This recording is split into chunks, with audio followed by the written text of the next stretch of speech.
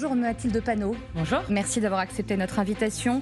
Présidente du groupe La France Insoumise à l'Assemblée nationale. 1 heure d'interview avec à mes côtés pour vous interroger. Arlette Chabot, bonjour à vous. Bonjour. Énormément de thématiques à aborder ensemble dans une période internationale très troublée. Vous avez assisté à une réunion cette semaine avec le Premier ministre François Bayrou et Sébastien Lecornu. On y reviendra. On parlera évidemment aussi des propos de Bruno Retailleau sur l'Algérie, la loi narcotrafic qui arrive au Parlement cette semaine. Et puis cette manifestation contre l'extrême droite et le racisme et un visuel qui a fait très polémique. On y reviendra ensemble. Mais d'abord, effectivement, cette situation internationale, les propos du président de la République ce matin dans la presse quotidienne régionale, on souhaite y revenir avec vous. Il le dit notamment, il précise son plan, ce plan franco-britannique, et il le dit, l'envoi de troupes pour sécuriser un éventuel cessez-le-feu s'il était finalement signé. Quelques petits milliers d'hommes par nation, l'Ukraine est souveraine. Ce n'est pas à la Russie de l'accepter ou pas. Êtes-vous d'accord avec cette position ? Alors, le problème de ce qui est dit et fait par Emmanuel Macron et d'ailleurs par les autres dirigeants européens depuis maintenant plusieurs jours, c'est qu'ils ont sorti la France et l'Europe de l'histoire. Parce que vous avez en ce moment des pourparlers de paix qui se sont tenus d'abord directement entre Poutine et Trump, ce qui est un problème, en l'absence des Ukrainiens. Ensuite, il y a eu des discussions entre les États-Unis et les Ukrainiens, mais les Européens sont complètement absents des discussions et c'est notamment l'impasse dans lequel nous avons été mis par des années et des années de politique atlantiste où d'un coup, ébahis, on découvre que les États-Unis n'ont pas les mêmes intérêts que les nôtres. Je vais vous répondre très précisément sur la question que vous avez posée.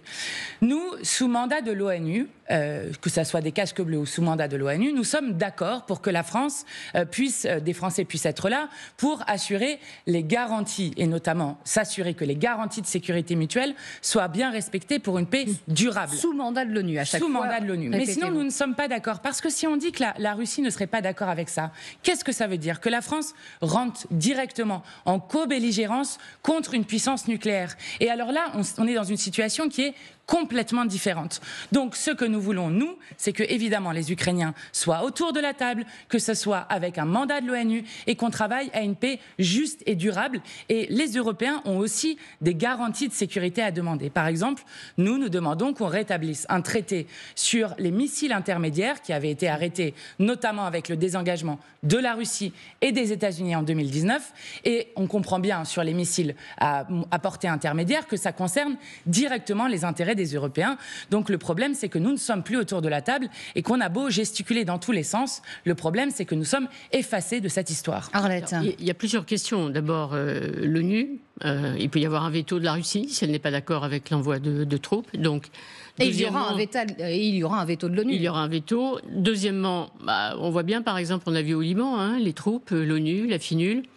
Difficile de résister, totalement inexistante. Puis troisièmement, ce que vous dites, s'il y a des troupes d'une coalition avec des Européens, mais au-delà, parce que l'Australie pourrait participer, la Turquie aussi pourrait participer à cette force, le Canada. Donc la Russie dit, et c'est exactement la thèse que vous venez de reprendre, il viendrait des co-belligérants s'ils venaient sur le sol ukrainien. L'Ukraine pourrait demander à accueillir cette coalition.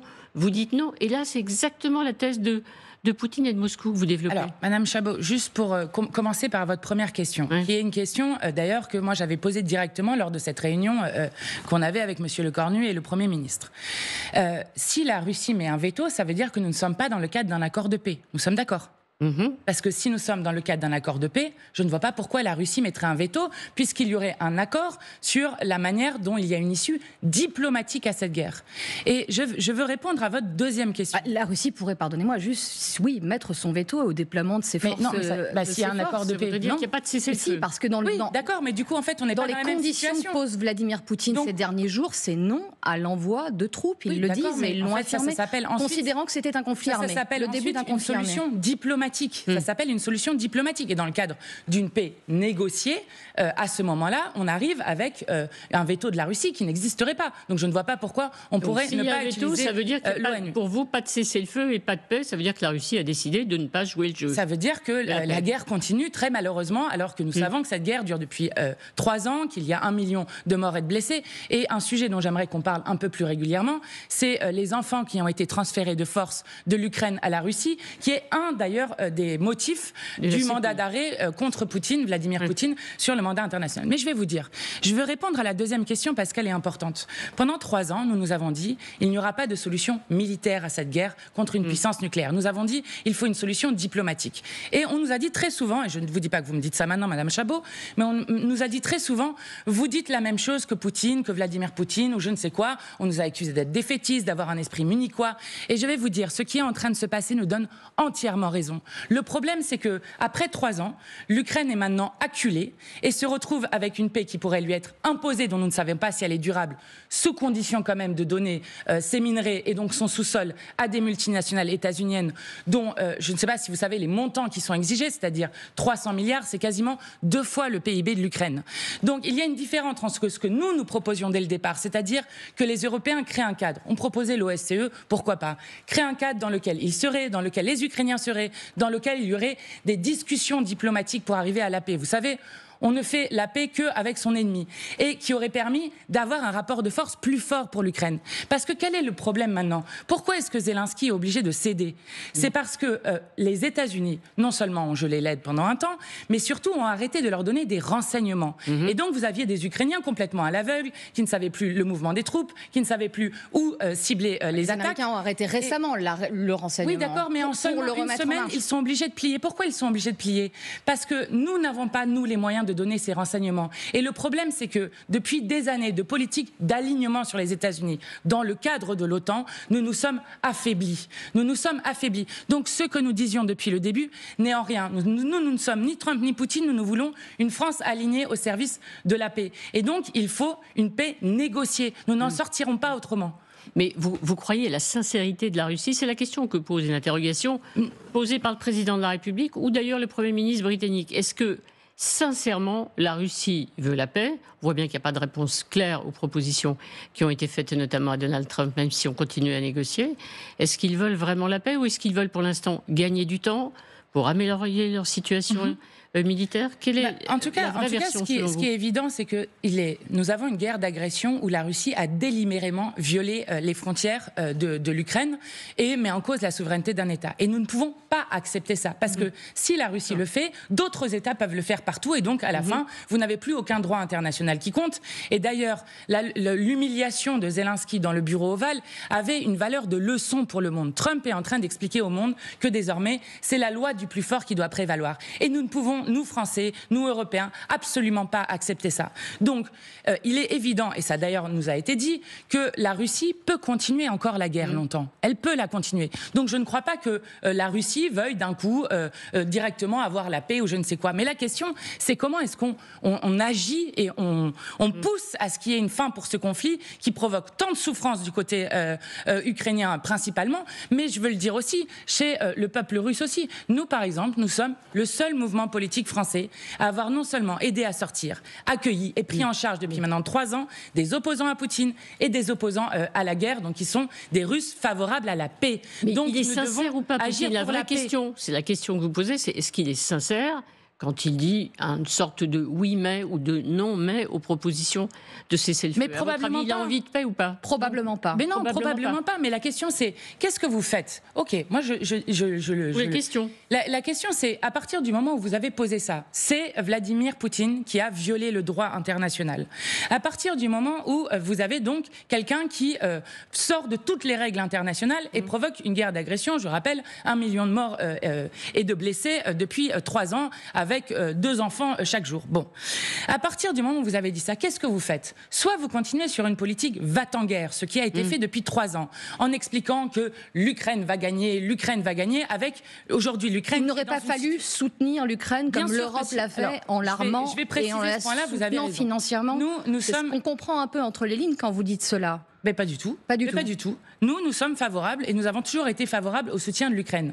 Parce que, y compris, je le redis, c'est ce que j'ai dit tout à l'heure, la situation de la résistance ukrainienne détermine le rapport de force de négociation. Et le problème que nous avons maintenant, c'est de voir que les Européens font comme si Trump n'avait pas changé de stratégie, font comme si Trump n'était pas directement en lien avec Poutine et que donc ils imposaient leurs propres conditions, y compris qu'ils sont prêts à imposer une paix qui sera, en plus, je ne suis pas durable du tout, mais une paix aux Ukrainiens sous les conditions de Poutine. C'est ça qui est grave.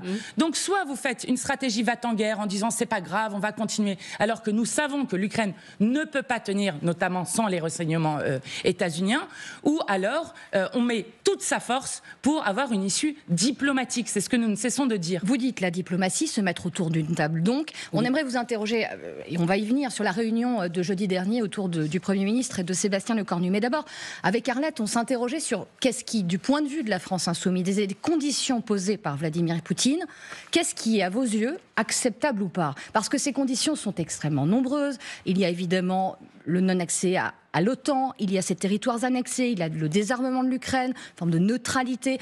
La sortie de Zelensky aussi, parce que c'est clairement opposé. On sait que des négociations ont lieu, que des hauts responsables américains sont en contact avec des opposants à Zelensky. Qu'est-ce qui, dans toute cette liste-là, si on vous entend, vous plaidez pour une forme de diplomatie et de tour de table avec tous ces acteurs-là, qu'est-ce qui est acceptable de vos points de vue quand pose Poutine toutes ces conditions? Alors, je vais vous dire, nous, les conditions qu'on voudrait poser comme garantie de sécurité mutuelle, mais je redis ce que je disais tout à l'heure, qui est quand même important à comprendre, c'est que quel que soit ce que les uns et les autres disent, du fait de la stratégie qui a été utilisée depuis 3 ans et même depuis des années, qui nous ont affaiblis, notamment dans notre possibilité d'avoir une indépendance dans la défense, de ce fait-là, nous ne sommes pas autour des tables des négociations. Je veux quand même le redire parce que nous sommes ainsi sortis de l'histoire. C'est l'Europe, c'est pas la France. La France, elle est indépendante. On en parlera tout à l'heure en matière de défense. On en parlera. C'est un bon sujet pour après. Mais du coup, je vais vous dire ce que nous, on pense qu'il faudrait mettre comme garantie de sécurité mutuelle. Dans les objectifs qui étaient pointés sur les objectifs côté ukrainien. Donc évidemment, il y avait l'intégrité de la souveraineté territoriale de l'Ukraine, notamment le retrait des troupes russes Donbass, Crimée, et le fait que l'Ukraine puisse adhérer à l'OTAN. Ces 3 objectifs ne seront pas tenus. Et tout le monde le sait aujourd'hui. Je veux dire, on peut faire semblant que ce n'est pas vrai, mais ces 3 objectifs ne seront pas tenus, notamment parce que dans les garanties de sécurité mutuelle à apporter aux Ukrainiens, mais ceux que vont demander les Russes, il y a évidemment la non-adhésion à l'OTAN de l'Ukraine. Ce qui fait dire, quand vous dites que ça ne sera pas tenu, pardonnez-moi, à certains de vos anciens partenaires, il faut les qualifier comme ça, que finalement vous avez un discours qui confine à la capitulation de l'Ukraine. Voilà, c'est ce qu'on nous dit depuis 3 ans. Et si on nous avait écouté depuis 3 ans, eh bien, nous aurions eu un cadre avec les Européens autour, avec les Ukrainiens, et qui aurait fait que l'Ukraine aurait été dans une meilleure position pour sortir de la guerre avec sa souveraineté territoriale. Je vais vous dire, nous, ce que nous exigeons. Première chose, c'est que en cas, par exemple, sur Crimée et Donbass, nous voulons des votes d'autodétermination sous égide de l'ONU.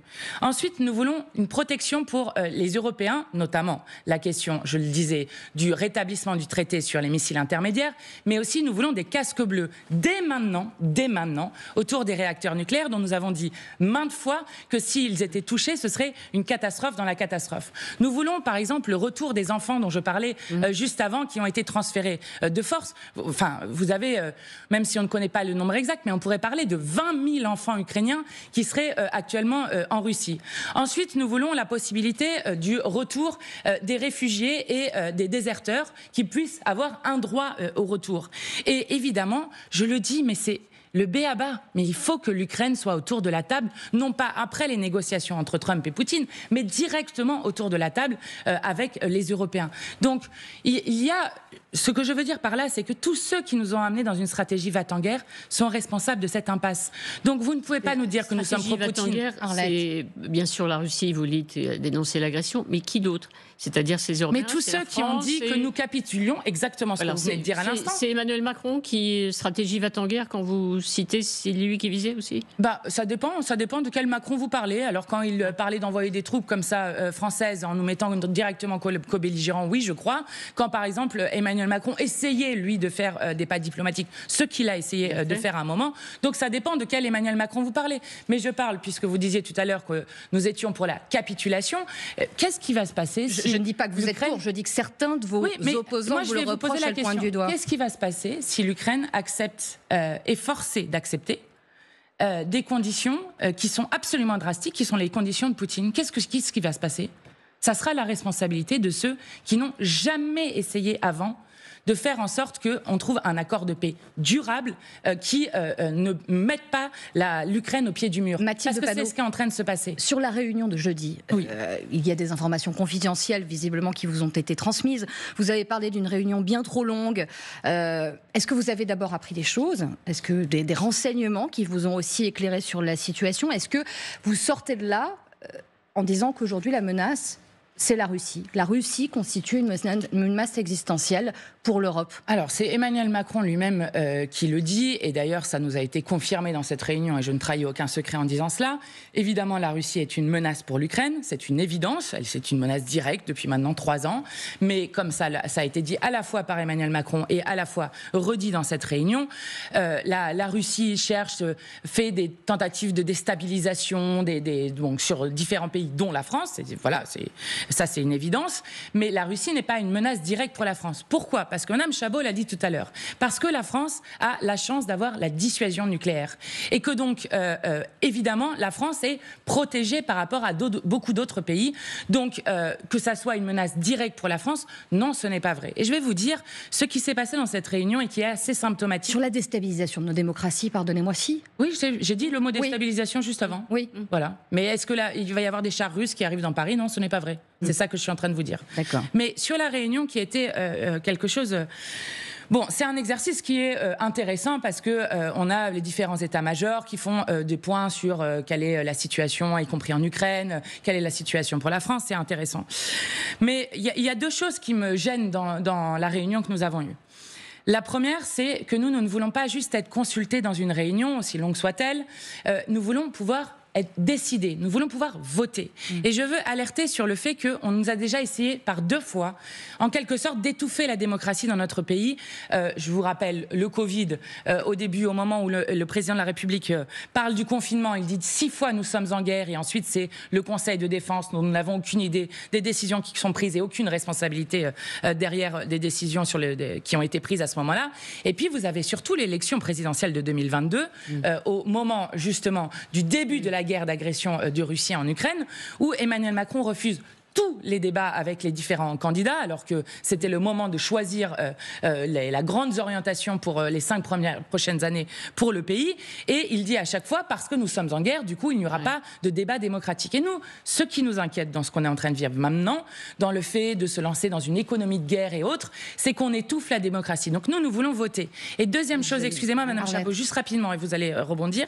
La deuxième chose qui m'a gênée, c'est que ça a été dit très directement, d'ailleurs par le Premier ministre lui-même, c'est que nous étions là pour mobiliser les esprits, pour préparer les esprits et les aider dans l'opinion à ce qu'il faille encore beaucoup augmenter les budgets militaires. Parce que l'inquiétude est là. Baisser les autres. On allait y arriver. C'est effectivement l'augmentation du budget de la défense. Alors vous disiez en gros, vive De Gaulle, merci pour avoir décidé la dissuasion nucléaire. Pas sur tous les sujets, mais sur ça, oui, évidemment. Oui, mais sur d'autres sujets comme la résistance que De Gaulle a fait avec beaucoup d'autres forces. Absolument. Alors, loi de programmation militaire, vous ne l'avez pas votée. Dans quelques temps, effectivement, il y a une grande réflexion qui va vraiment entrer dans le dur, si j'ose dire, c'est l'augmentation du budget de la défense. D'abord, est-ce que vous pensez qu'il faut augmenter le budget de la défense français ? Alors ça dépend pour faire de 2 quoi ? à 3,5%. Je vais vous dire, Madame Chabot, ça dépend Sur le principe, c'est nécessaire ou pas déjà ? Ça dépend pour quel besoin. Je vais vous dire, moi j'ai un problème avec l'économie de guerre dont on est en train de parler. Le premier, c'est que nous ne sommes pas dans une économie de guerre. Vous connaissez l'histoire. Une économie de guerre, c'est un moment où on met 20 à 30% de son PIB dans la défense. Ce n'est pas du tout ce qui est en train de se passer. Et on n'est pas en train de transformer nos lignes de production pour fabriquer des chars. Exactement. Donc ce n'est pas ça. Bon, ça c'est la première chose. Donc nous voulons avoir ce qu'on a appelé une économie de paix, une économie des besoins, dans lequel la défense rentre en ligne de compte. Madame Chabot, je vais vous expliquer pourquoi. Quand je dis pourquoi faire, pour répondre à quels besoins ?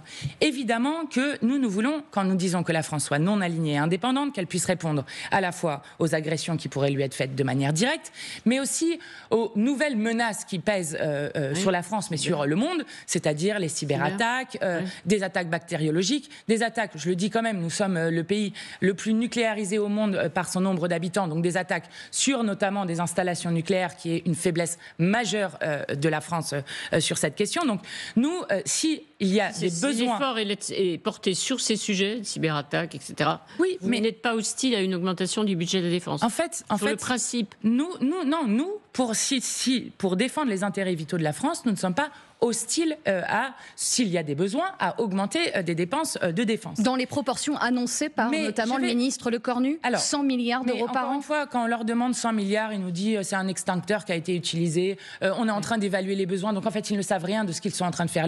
La France est spectatrice de ce qui est en train de se passer. C'est ce qui me pose un problème profond. Spectatrice, mais soutien aussi de l'opinion dans ce que vous dites, et on disait avec Arlette. Attendez, parce que j'ai pas terminé sur l'économie des besoins. L'économie des besoins, c'est à la fois, s'il y a des besoins dans la défense, nous les remplirons. Et nous savons aussi qu'il y a des besoins immenses sur la question des hôpitaux de ce pays, sur la question de l'éducation. Vous avez vu, il y a 5000 classes qui sont en train de fermer. Sur la question juste de pouvoir vivre dignement, il y a 1,2 million de familles qui se retrouvent avec des coupures d'électricité. Non, attendez, mais parce que tout ça, ça a une condition. Oui, mais il y a une forme de contradiction dans ce que vous dites aussi. Parce que vous dites, parce que vous dites, on a été spectateurs, on n'est pas à la table, l'Europe n'a rien fait. Si là, on n'est pas à ce moment-là de notre histoire et d'une forme de basculement, de changement d'alliance, on ne se prépare pas justement à cela, vous le reprocherez aussi au gouvernement qui n'ont rien fait. Qu'est-ce que vous voulez faire ? Moi, je veux rien faire, spécialement, je ne suis pas aux manettes. Mais est-ce qu'il n'y a pas urgence à agir et réinvestir dans notre défense ? Qu'il faut urgemment faire une course à l'armement. Vous croyez que c'est avec des chars, par exemple ? La seule attaque qui a été citée par Emmanuel Macron, c'est les hôpitaux. Vous croyez que c'est avec un char qu'on lutte contre des cyberattaques ? Mais l'investissement du budget de la défense, des budgets de la défense, n'est pas ciblé uniquement vers l'investissement dans les chars. C'est pour ça que je dis pourquoi faire. Et quand je dis qu'il y a d'autres budgets sur lesquels il faut augmenter des choses, qui sont des besoins, pour répondre à des besoins, il y a une condition à cela. Et cela s'appelle le partage des richesses. Cela s'appelle faire contribuer enfin les riches de ce pays qui se gavent sur une politique de malheur. Et je vais vous dire, quand a été inventé l'impôt sur le revenu, si vraiment ils veulent parler d'économie de guerre, 1914. Quand il y a eu une taxe sur les profiteurs de guerre, 1916, qui à l'époque avait été votée par l'unanimité de l'Assemblée avec une seule voix contre. Donc, nous ne sommes pas d'accord avec le fait qu'on nous explique, avec un concours Lépine, qu'il faudra investir dans les canons plutôt que dans les loisirs des retraités, comme le dit le directeur général de la BPI, qu'il va falloir faire la retraite par capitalisation, qu'il va falloir travailler non plus 35 heures mais 36 heures. Nous ne sommes pas d'accord pour qu'on attaque les droits des Français en utilisant justement le contexte international et en faisant monter une peur qui ne correspond pas à la réalité de ce qu'est notre pays. Donc nous sommes d'accord pour investir selon les besoins. Mais je veux dire une dernière chose, excusez-moi mais c'est important. Si l'investissement supplémentaire qu'ils voudraient mettre dans la défense, c'est pour s'aligner encore plus sur les États-Unis, nous ne sommes pas d'accord. Parce que quand vous voyez l'Europe de la défense, il y a une volonté d'acheter européen et d'investir européen qui est affichée. Est-ce que vous savez que pendant des années, la moitié de ce qui était acheté dans les pays de l'Union européenne sur la question de la défense, c'était directement états-unien. Et qu'aujourd'hui, ce n'est même plus 1 euro sur 2 qui va aux États-Unis, c'est 2 euros sur 3 qui sont dépensés qui vont aux États-Unis. Justement, Emmanuel Macron dit aux entreprises françaises, notamment Dassault, d'aller vendre le Rafale en Allemagne et ailleurs en Europe pour qu'ils arrêtent d'acheter des F-35 américains. Oui, c'est très bien, mais ça arrive un peu tard. Ça arrive un peu tard et je vais vous dire, nous, c'est exactement ce que j'ai dit d'ailleurs pendant la réunion, nous croirons le gouvernement sur la question de la défense lorsqu'ils auront nationalisé Vancorex, qui est indispensable à l'autonomie de la dissuasion nucléaire et qui met quand même 6500 emplois en jeu. Donc nous les croirons quand ils auront commencé à faire ça. Parce que maintenant, il y a eu 12 000 emplois industriels détruits depuis qu'Emmanuel Macron est arrivé au pouvoir. Donc maintenant, la désindustrialisation à tout va, ça suffit, c'est ça qui justement nous affaiblit. Mais augmenter la production d'armes pour que la France puisse les vendre, notamment aux partenaires européens, surtout s'ils se détournent des armes américaines. Sur le principe, vous êtes hostile ou vous dites oui. Mais encore une fois, c'est ce que je disais sur le pourquoi faire. C'est les besoins. Quand même simple. Et se protéger. On n'a pas de canon, on n'a pas d'obus. Qu'il y ait des décisions démocratiques, qu'on arrête d'étouffer la démocratie au prétexte d'un contexte international. Oui, d'accord, mais... un débat au Parlement sur le budget de la défense. Oui, d'accord, mais pour l'instant, nous n'avons pas eu de débat sur ce qu'est en train de faire... Enfin, nous avons eu des débats, mais sans aucun vote sur ce qu'est en train de faire la France. Donc ça, c'est la première chose, puisque le débat que nous avions demandé au Parlement au titre de l'article 50-1 de la Constitution n'a pas donné lieu à un vote comme nous le demandions. Donc ça, c'est la première chose. Et donc, démocratie, la deuxième chose, c'est répondre à des besoins, qu'on nous explique exactement quels sont les besoins, à quoi ça va correspondre. Et si c'est pour nous aligner encore plus et être encore plus dépendants des États-Unis, nous ne sommes pas d'accord. Nous sommes d'accord, nous, pour qu'on défende les intérêts vitaux de la France, qui, je le rappelle, ne sont pas seulement européens, mais dans tous les océans du monde, notamment avec les territoires dits ultramarins. On fait une courte pause, Mathilde Panot. On continue justement d'évoquer ce réarmement. Comment le faire? Comment procéder avec ces propos que vous avez certainement lus d'un certain ancien Premier ministre, Édouard Philippe, sur le conclave des retraites, actuellement en cours, qu'il juge complètement hors sol. Est-ce que c'est déjà enterré avant d'avoir débuté? On en parle avec vous, Mathilde Panot, présidente du groupe La France Insoumise à l'Assemblée nationale. À tout de suite. Toujours avec notre invitée Mathilde Panot, présidente du groupe La France Insoumise à l'Assemblée nationale. On évoquait ce réarmement, cet effort de guerre et une forme, il faut le dire, de préparation des esprits. Ici même, à votre place, il y a quelques jours, un ancien ministre du budget, désormais au commerce extérieur, le disait, ce serait une grave erreur, tout simplement, de revenir sur la retraite à 64 ans. Ce conclave sur les retraites a lieu en ce moment même avec les partenaires sociaux. Et un ancien Premier ministre, là, le dit, un conclave complètement hors sol. Comment voyez-vous les choses se passer quant à cette discussion? Est-ce que vous voyez déjà ces négociations enterrées? Mais vous voyez l'état d'esprit dans lequel on est en train de mettre le pays. Je veux dire, on a encore eu, il y a quelques jours, un record de dividendes versés aux entreprises du CAC 40, aux actionnaires des entreprises du CAC 40.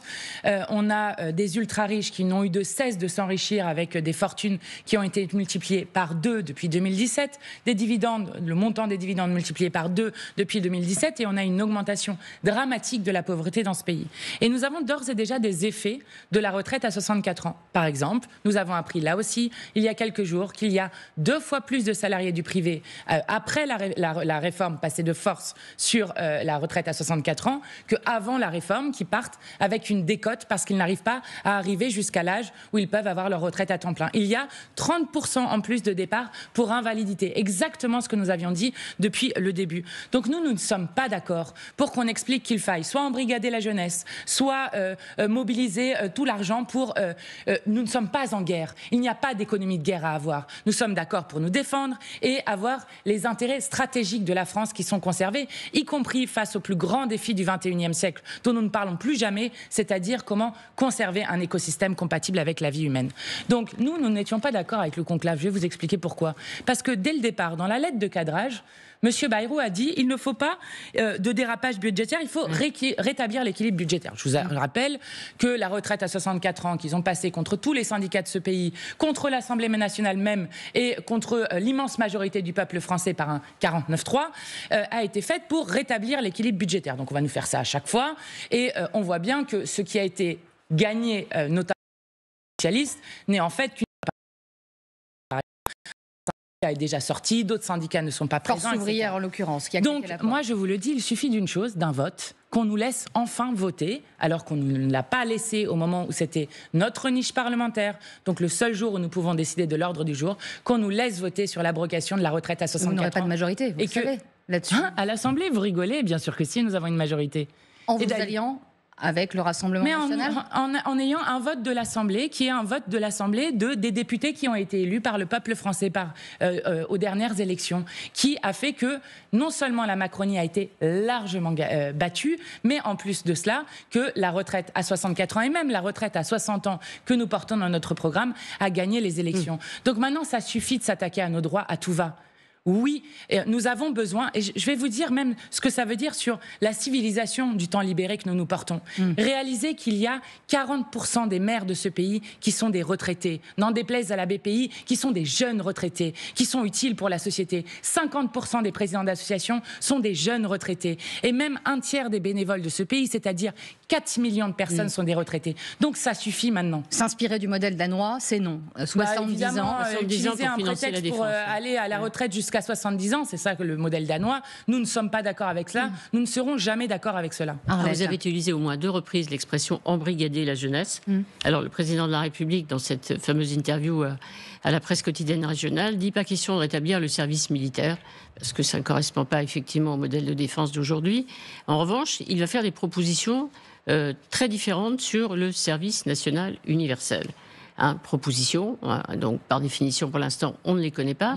Est-ce que vous pensez que c'est bien, c'est utile, ou est-ce que le service national universel sur la base du volontariat c'est quand même une manière d'embrigader la jeunesse, comme vous dites? En tout cas, la manière dont a été fait l'expérimentation du service national universel, qui d'ailleurs n'a pas ensuite été généralisé. Oui. Pourquoi? Parce que c'était un fiasco absolument complet. Et donc, oui, avec un embrigadement, oui, avec par exemple la Cour des comptes qui a pointé des dépenses mirobolantes pour un effet ridicule qui a été fait. Et je vais c'est quoi l'embrigadement? Juste pardonnez-moi, à quel moment vous voyez un embrigadement de jeunes de 15-17 ans Non, vous n'avez qu'à voir, Madame Chantrey, le nombre d'humiliations qu'il y a eu, de problèmes qu'il y a eu au sein du SNU. Vous n'avez qu'à regarder par vous-même.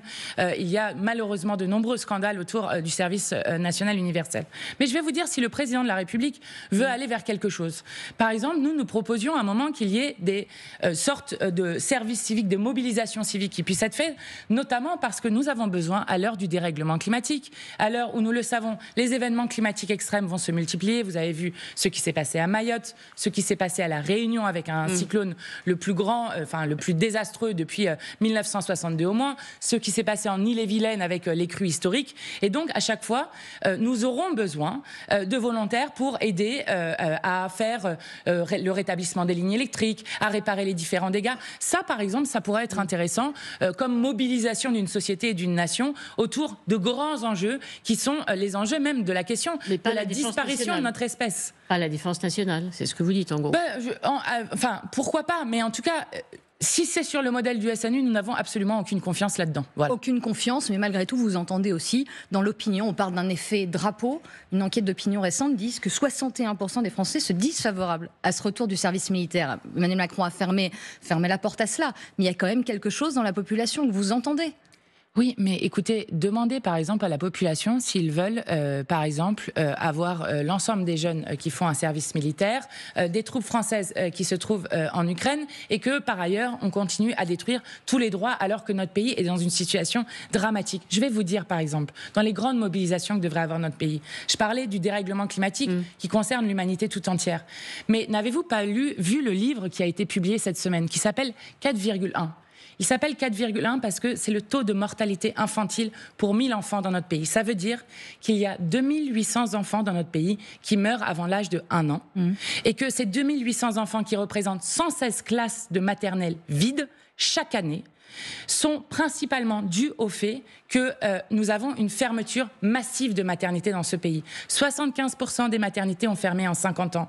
Et la France, qui était dans un des pays les plus avancés sur la question de la mortalité infantile, se retrouve aujourd'hui en 23e position sur 27 dans l'Union européenne, ce qui est dramatique.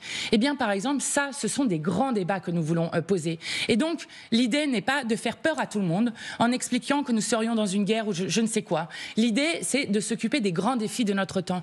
Notre sécurité en fait partie, mais nous avons des grands défis à relever. Et ces grands défis, ce n'est pas en mobilisant toute la population sur une forme de peur, sur une forme de guerre généralisée dont nous ne voulons pas. Nous voulons que la France agisse pour la paix. Mathilde Panot, juste pour être tout à fait complète et avant de passer à une autre thématique, le Premier ministre, à l'instant, confirme dans le contexte international ses non au retour à une retraite à 62 ans. Voilà, vous aviez peut-être senti les choses, mais voilà, la discussion est ça prouve bien terminée. Le scandale que c'est. Et ce que je disais tout à l'heure sur la question démocratique qui essaye d'être étouffée, quand vous avez une réforme qui a volé 2 ans de vie au peuple français, passé en force par 49.3, je le disais, contre l'immense majorité du peuple, avec un vote qui a eu lieu, qui a donné très clairement gagnant la question de l'abrogation de la retraite à 64 ans, eh bien c'est un énième déni démocratique et je le dis, nous réussirons à faire abroger cette réforme de la retraite. Parce qu'il n'est pas question qu'on nous explique en utilisant un contexte international que les Français ne peuvent pas revenir à la retraite à 62 ans.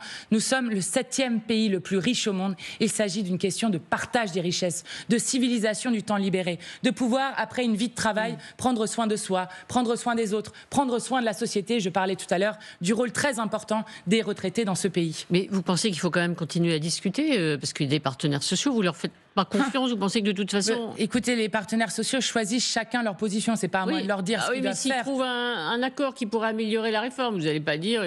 Ils viennent de dire qu'ils ne le feraient pas. 62 ans, mais c'est sur l'âge. Mais en même temps, on peut trouver dans ce des améliorations pour les carrières longues, pour les femmes, pour les femmes, poser sur la table. De nouveau l'équilibre budgétaire, je ne crois pas à ce qu'ils sont en train de faire. C'est juste d'enterrer définitivement une demande qui est ultra majoritaire dans ce pays, c'est-à-dire, il dit directement aux gens, travaillez tant que vous vous voulez, vous pouvez aller jusqu'à être en invalidité ou autre, mais on ne touchera pas à cette réforme qui a été passée, encore une fois, contre tout le monde et qui a été battue dans les urnes. Donc c'est ça le signal désastreux qui est envoyé, nous ne sommes pas d'accord. Mathilde Panot, évoquons à présent une autre guerre économique, celle-là, et l'annonce, la menace plutôt de Donald Trump, le président américain, de taxer et d'augmenter les taxes à hauteur de près de 200% nos champagnes français, nos vins et autres productions.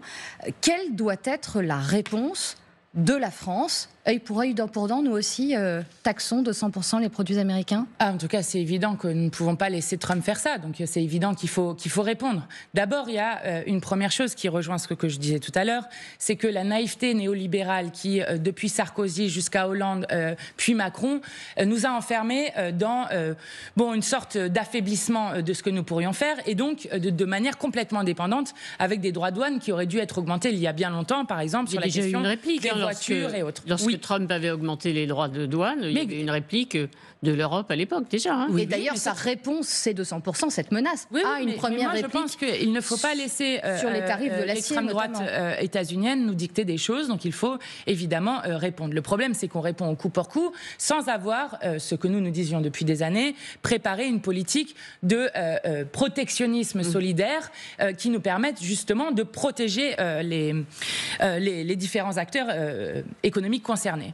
Mais par exemple, sur la question des viticulteurs, en augmentant, si nous répondons avec des droits de douane, nous allons proposer une résolution, c'est Aurélie Trouvé qui va la proposer, qui disent que par exemple, les nouvelles recettes qui seraient prises par l'État puissent être directement versées aux viticulteurs, notamment pour les aider à faire face au dérèglement climatique. Mais de quelle recette vous faites bifurquer? Vous parlez des réponses. De la réplique à Trump, qui permettrait de les aider. Voilà par exemple une des manières de faire qui permet à la fois aux viticulteurs de pouvoir tenir et qui permet aussi de ne pas se faire écraser par Donald Trump. Je vais vous dire, ce qu'a fait le Mexique est assez exemplaire sur cette question.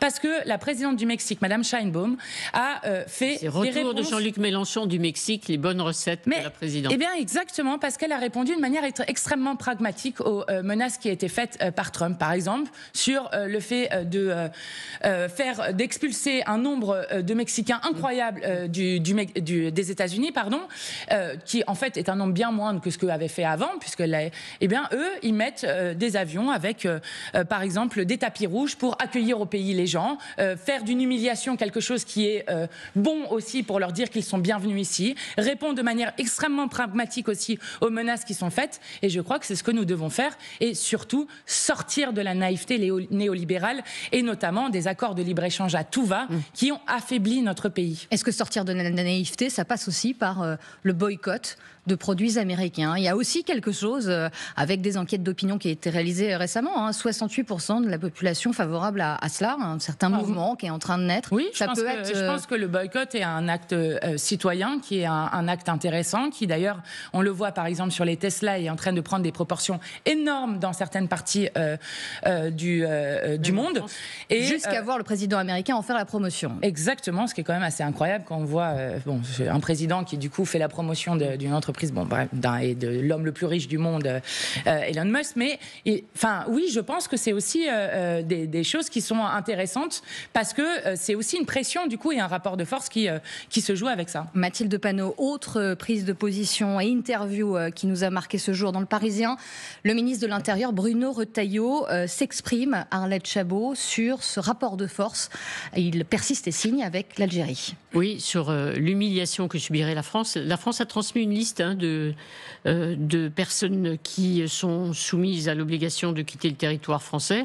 On va voir quelle est la réaction de l'Algérie. Et effectivement, il laisse entendre, Bruno Retailleau, que en cas de refus de l'Algérie, et s'il ne peut pas avancer, c'est-à-dire en gros il n'y a pas de remise en cause, notamment des accords de 1968, il pourrait très bien partir. Eh bien, je dis, c'est une excellente nouvelle, mais qu'ils partent. Heureusement, pour être sérieuse sur cette question, heureusement que le président de la République est plus mesuré dans ce qu'il dit vis-à-vis de l'Algérie, un pays qui est peut-être le pays au monde avec lequel nous avons le plus de liens d'affection entre des binationaux, de liens d'histoire évidemment avec 132 années de colonisation, de liens économiques aussi. Et donc heureusement que le président de la République est plus mesuré qu'un ministre de l'Intérieur qui d'ailleurs s'octroie octroie des prérogatives que la Constitution ne lui donne absolument pas. Que je sache, il n'est ni ministre des Affaires étrangères, ni président de la République. Vous parlez de quelle prérogative en mettant cette pression et de s'ingérer à tout va pour expliquer quelles doivent être les relations avec l'Algérie. Donc M. Retailleau, le ministre de l'Intérieur, est un fauteur de troubles. Et quand vous avez un fauteur de troubles comme lui, qui ne cesse d'utiliser des expressions comme français de papier, comme belles heures de la colonisation, comme régression vers les origines ethniques, et qui n'a rien à dire lorsque des nervis tabassent dans les rues de Paris en criant « Paris est nazi », qui tabassent à Rennes, qui tabassent des étudiants à Angers qui refusent de faire un salut nazi parce qu'il est trop occupé à faire une escalade avec l'Algérie. Il y a eu des condamnations de sa part sur ce point. Il n'y a pas eu de condamnation, pas un mot pour les victimes. Je sais, c'est nous qui avons posé la question au gouvernement. Sur ce dossier précis, juste Mathilde Panot des OQTF, et ce refus d'Alger de récupérer ses ressortissants sur leur sol. Vous dites quoi? Vous comprenez qu'il y a aussi un émoi, qu'on ne puisse plus non plus tolérer cette situation? Écoutez, comment on fait pour le faire? C'est des décisions de justice. Exactement. Le QTF, c'est des décisions de justice. Donc, tout à fait. On doit les faire appliquer. Comment obtenir de l'Algérie qu'elle reprenne ses ressortissants? Par la diplomatie. Ça ne sert à rien de jouer le rapport de force. Vous trouvez que la relation avec l'Algérie s'est améliorée depuis qu'on a fait ça? Non, elle ne s'est pas améliorée. Elle était mauvaise avant, elle reste très mauvaise. Oui, elle reste très mauvaise et elle va être encore plus mauvaise et plus dégradée.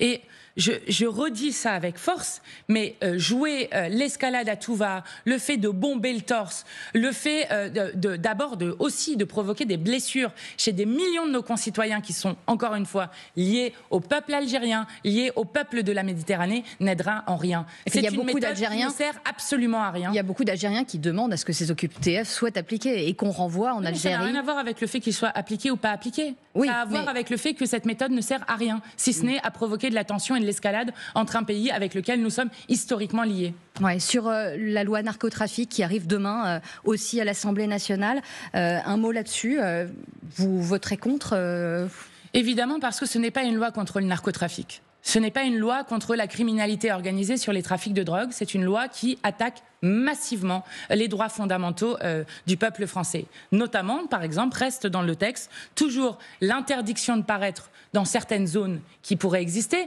voire même le fait d'expulser sur simple soupçon des gens des HLM, donc qui concerneraient des familles entières. Donc nous ne sommes pas d'accord avec cette méthode-là qui a montré maintes fois son échec, puisque depuis des années nous menons une politique de prohibition, que cette politique de prohibition n'a rien donné. Donc il faut d'abord assumer la légalisation du cannabis pour assécher les réseaux et faire de la prévention. Vous voulez la légalisation du cannabis? Bien sûr. Et attendez, je continue là-dessus. Ensuite, il faut... Oui, comme le disent beaucoup de spécialistes, Madame Chabot.